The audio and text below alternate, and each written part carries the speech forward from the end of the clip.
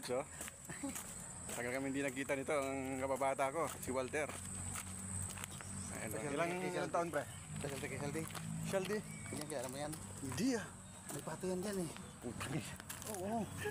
Uy, bato-bato. Hindi, may pato raw dito. Sino si Shaldi? Ha? Sino si Shaldi? Ayan, ang kanyang mga lupain to. Ay, lupain lang. Ayan.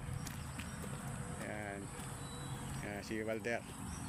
30 years yata hindi nakita pre, no? 30? Oo, mga ganun. Ayan mga lods, oh. Ayan, kababata ko yan si Walter. Nangangawit lang dyan kung problema, wala namang kawit. Sinusundot lang. Wala na. Ayan, nakakuha na ako isa. Ayan, bahay nila Ana, yung classmate ko si Ana. Ako na muna magsusugit. Hindi na magano ka na. Ako na muna. Hindi, inumin mo na yan. Ano na, sabay na tayo.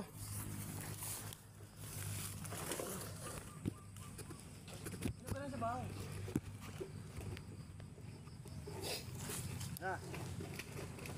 Oh, kumbaga sa kawit yan. Oo, yari na yan.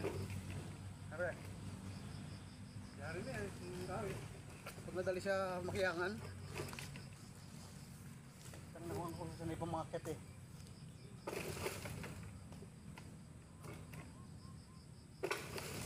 Oh, ay puta siya mabit pa. Wala na, tikal na yun. Yun. Ilang paras na lang? Lagyan lang sa pizza yun, no? Oo. Ano, okay na yan? Ako na yan? Yan,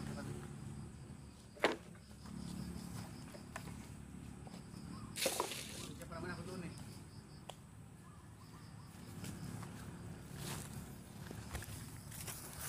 Nag-video ka na naman ah.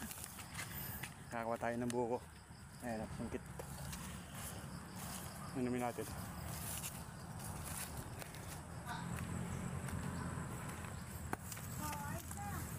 Ayan na, nakakuha na kami. Ang damihan, nakala mo ang dali manupit.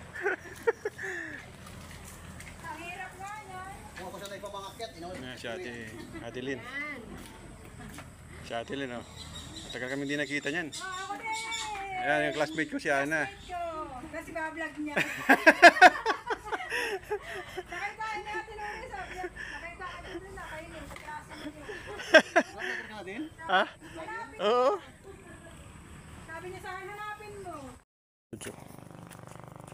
Nakakuha na tayo ng gulay kay Walter sa kay Ana. Ayan. Ayan, nakikain na tayo. May bagong panggulayin.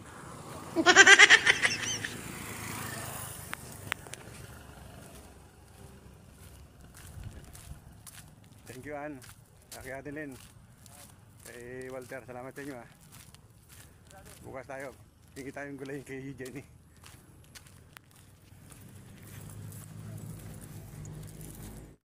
Sobrang init dito mga lods. Oh. Umaraw ngayon ang gusto dito. Oh. Sisira yung balat ko. Masisira ang pagkatisoy ko dito. Mawawala ang bisa ng pagkaputi ko nito.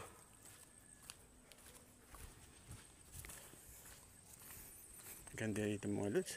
Iba talaga pag probinsya. Ayun.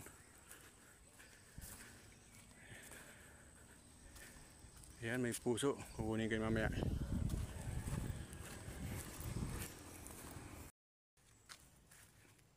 Ayan mga lods. Mayroon pa rin papaya. Yari ka rin sa akin ngayon. Ayan, may puso na tayo. May papaya pa tayong target. Mamaya natin kukunin yan. Baba muna tayo.